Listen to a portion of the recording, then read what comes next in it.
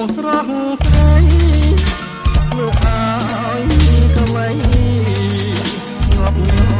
រចិនតាក៏វៃអាប់ងាប់ជាប់ចិត្ត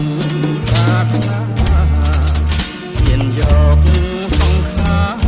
បាច់ឲ្យមរណាទូម៉ែនឹងស្រី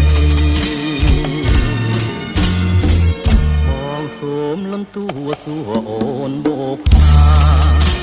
សូមទៅមេត្តាសំដងត្រណៃសូមអូ